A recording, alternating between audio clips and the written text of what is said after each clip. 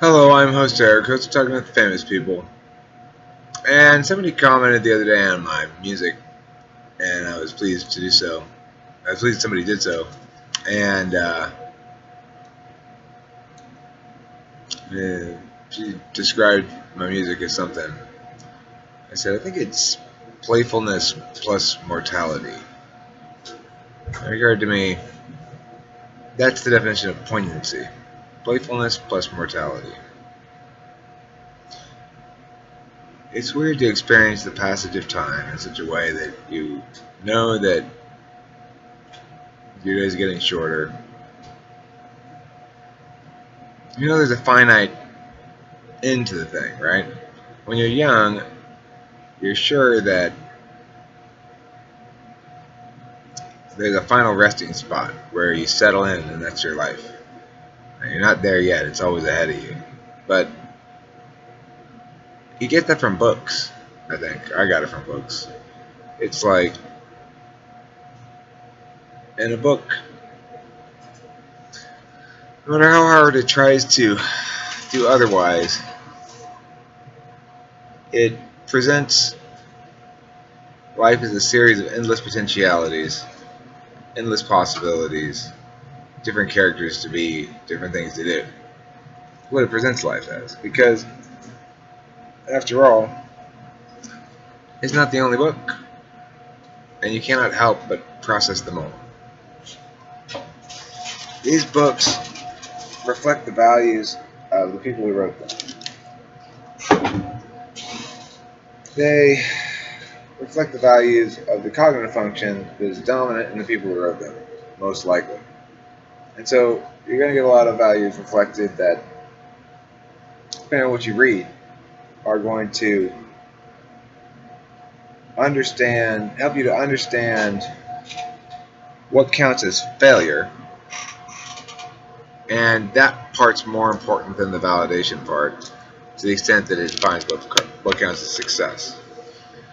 Because those ones, the failure ones, are the ones we got to shake off. I mean,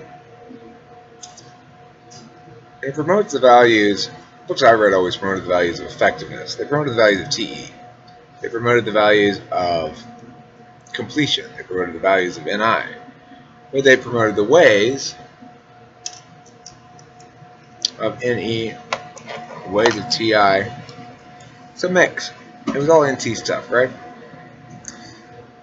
I think it's very much easier for a TE-NI person to write TI-NE characters than vice versa. And so I think I got a lot of TE-NI propaganda instilled into me, unintentionally, of course, and at my own choice of consuming that stuff. So I read a lot of science fiction. I read a lot of fantasy books, which obviously are going to be written by a lot of NTs probably. And there was always hard science edge to it that I felt inferior about. I like the swords and dragons stuff more than I like the okay, for example, there's a book called Ringworld, this famous science fiction book, that's very much heavy on the tech. So it says, it sort of explains how this massive artificial world could possibly work in the context of the laws of physics and such, and the specs as specified by the book. I always found those parts very boring, and I found them pointless. Like, well, who the fuck cares by that like that? Okay, you got a bunch of numbers. You just need to tell me the gist of it is some physics reason, or some physics reason related to some physics concept that I do understand. And I don't need to know the specs, right? What difference does it make? It doesn't make any difference from an ENTP's perspective. But I internalize those things as failures on my part, primarily. I, for a long time, didn't think I was very smart, because I wasn't in that way. Still am not. But that's the reality of a world presenting its cognitive biases without understanding them. It would be my hope that that's starting to change, and that will change. I think this model is satisfactorily explanatory. That most people who are exposed to it a few times will tend to start filtering the world through it, a little bit at least. I advocate in favor of that. Thank you for watching Talking with Famous People. I've been host Eric.